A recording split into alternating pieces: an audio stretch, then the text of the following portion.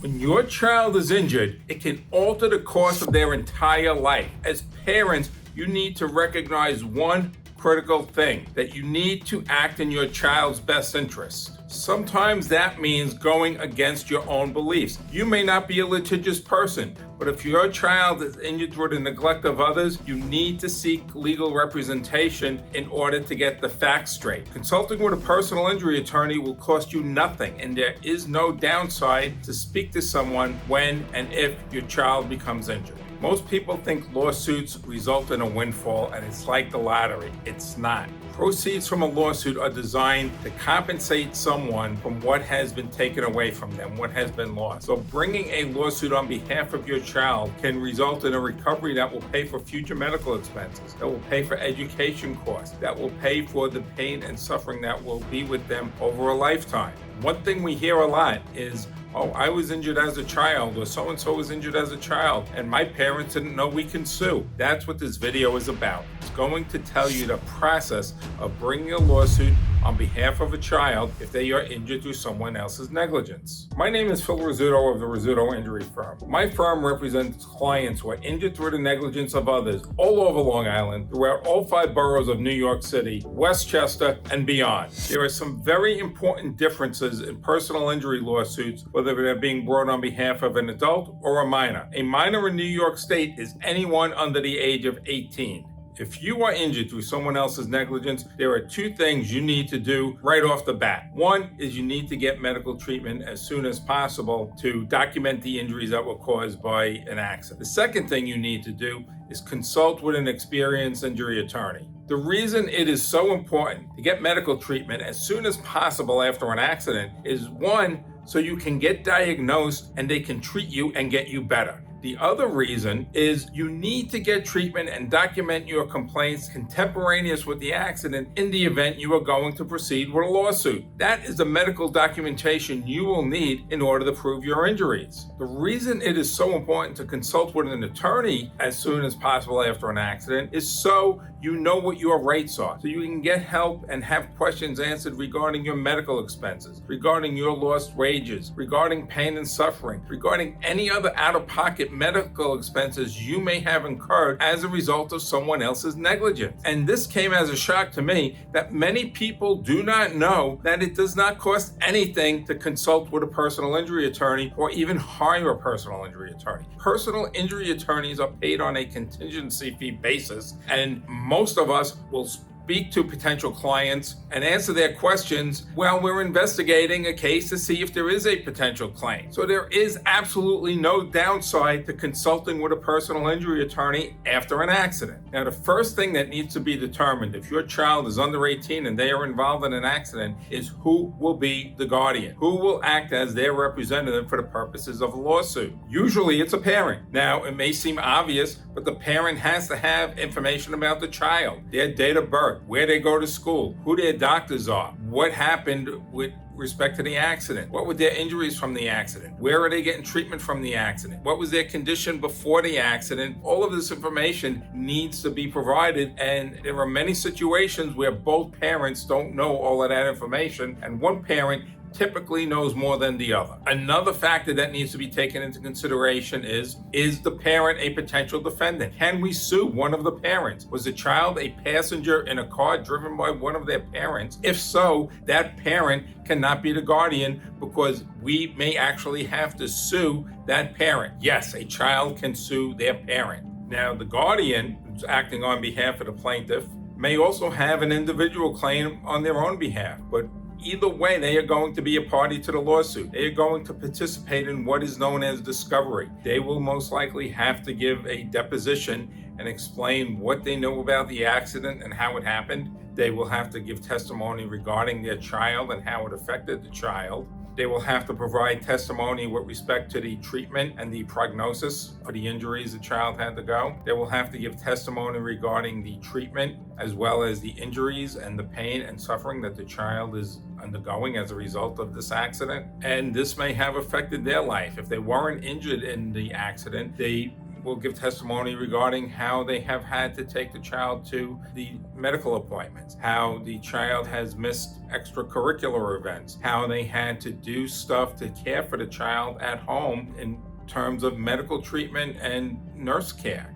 Now, depending on the child's age and their mental capacity, the child may also have to give testimony with respect to the case on how the accident happened, what their injuries are, and medical treatment they received to the best of their knowledge. There is no age limitation. There is no law that says a child of a certain age can testify or must testify. The law is the child have the ability to testify? Does the child know the ability of right from wrong, and can they tell the truth? Now, there are very strict time limitations in which one has the right to bring a lawsuit. If you are an infant, typically they have until they're 18 plus whatever the applicable statute of limitations or time limitation to bring a lawsuit is. So if the statute of limitation is 3 years, a child typically has till the time that they're 21 in order to file a lawsuit. However, that is not smart. Don't want to wait until the last minute to bring a lawsuit or file a claim just because you have the ability to do so. The sooner it is in relation to the accident, the better off you are, because there's less chance of medical records getting lost, evidence getting destroyed or lost. There are many, many reasons in which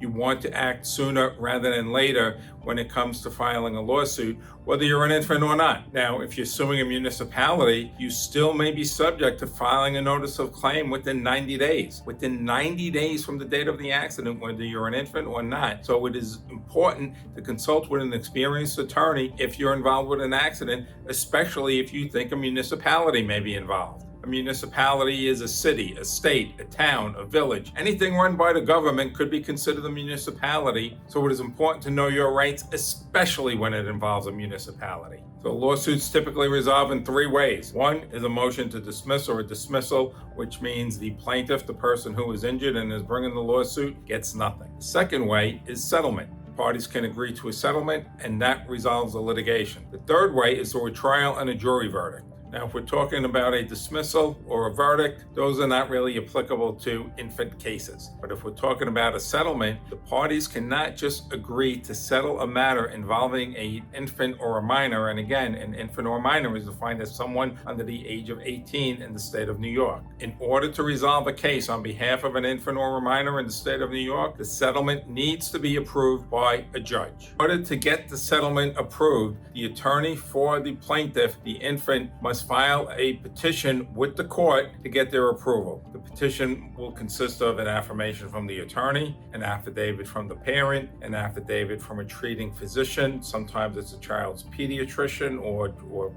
treating doctor. They'll want a letter from the insurance company confirming its policy limits and making the settlement offer, and they will want to see medical records. Once the settlement is approved, it gets deposited into a bank. It has to be a reputable bank, and the account has to be a conservative account. The guardian or the trustee or wherever the money goes cannot invest the money on cryptocurrency or something that is speculative. It has to be in a conservative, interest-bearing account with a reputable bank. Now, the court will make its determination by taking into consideration 3 factors. They will look at what is the liability situation. They will look at what are the injuries, and they will look at what is the available insurance coverage to pay for the damages caused as a result of this accident. Liability means, what did the defendant do wrong? How were they negligent? And how likely is it that the infant will win the case? When it comes to injuries, the court is going to look at what were the injuries sustained as a result of the accident? What was the treatment received as a result of the accident? How were the child's activities of daily living affected? Did they miss school? Did they miss extracurricular activities? For how long did this happen? Are any of the injuries permanent? And is any of the medical treatment anticipated to go into the future? Was surgery required? Will surgery be required in the future? How will this affect the child in the future as much as it has affected the child in the past? The court is going to take that all into consideration when looking at the injuries. Finally, insurance. Is there insurance? How much insurance is there? Are there assets that will be able to pay for the child's injuries if the injuries exceed the value of the insurance coverage? These 3 things are factors to be taken into consideration in all cases, but when it comes to an infant case and a judge needs to evaluate whether the settlement is acceptable, these factors are even more important because the judge has to weigh everything against each other in making a determination as to whether the settlement should be approved or disapproved.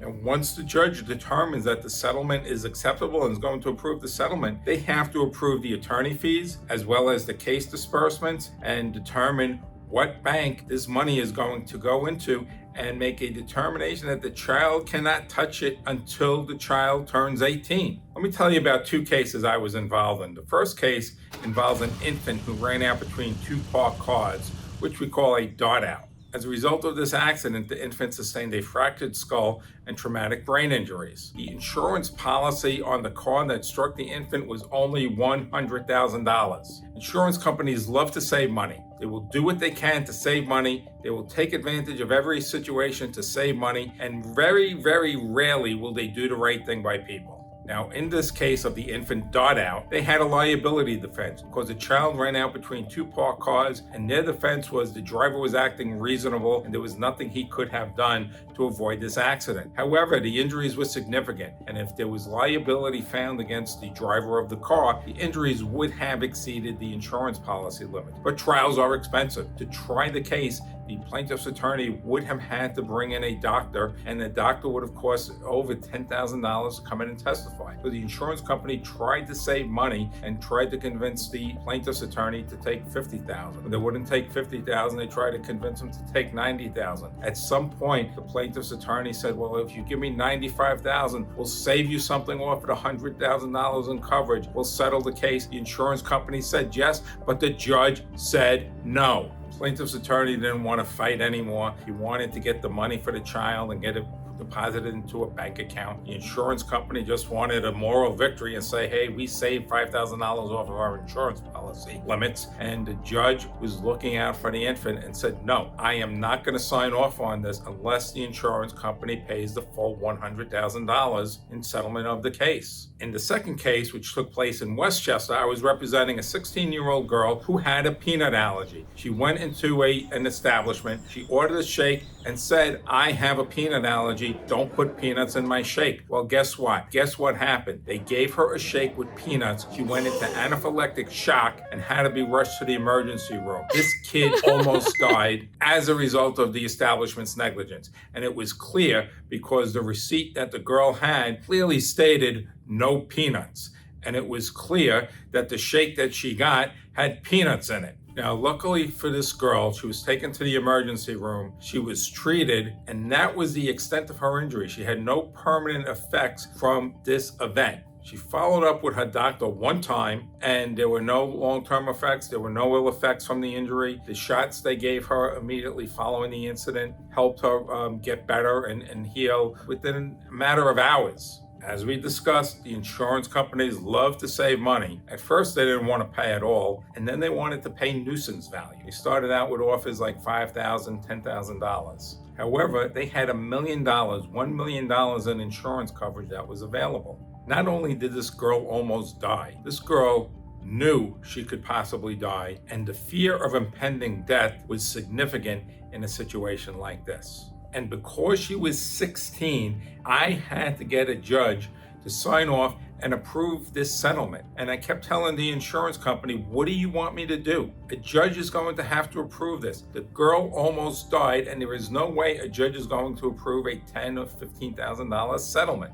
We continued to negotiate for months, and finally, we agreed to a settlement of $105,000. Now, in this case, we had liability, we had an injury, and we had plenty of insurance coverage. Because there were no long-term effects from this, because she made a good recovery from the initial incident, and because there was no further treatment, the judge signed off on the settlement of $105,000 because we knew there was liability, we knew there was plenty of insurance coverage, but we knew there was not a long-term effect of the injury, and there was not extensive treatment the child had to undergo as a result of this event. So we submitted all of the paperwork, we submitted our attorney fees, we submitted our case disbursements, and the judge signed off on the settlement and approved everything. Now, once a settlement is approved, there is an order which directs how the attorneys are paid and how the check has to be issued and deposited into a specific bank that is a reputable bank. And the money has to remain there until the child turns 18, unless there are some very special circumstances, such as medical expenses that need to be paid, education, and in order to get those expenses paid, an application has to be made to the court. And I will tell you, there is a very high standard that the plaintiff must reach or the parent must reach in order to get the court to approve dispersing the money before the child is 18, regardless of the circumstances. So like all injury cases, regardless of if they're construction accidents, car crashes, slip and falls, trip and falls, slips on sidewalks, slips on ice, products liability, laser treatment mishaps, whatever type of injury case you're involved in, it is important to act as soon as possible. Get the advice you need as soon as possible. Get the medical documentation you need in order to get better and to prove a case as soon as possible. Get the names of witnesses. Get photographs contemporaneous with the accident, whether they're of the accident scene, whether they're of property damage, whether they're of defects, whatever it is of your injuries. Get photographs of your injuries as soon as possible, and that's going to help you prove your case when it comes time to go in a trial, or even helping you settle the case so you don't have to go to trial. If you or a loved one have been injured as a result of someone else's negligence, ring Rizzuto at 855-RIZZUTO. We can help. If you like this video, hit the like button, subscribe to the channel, and I'll see you next time.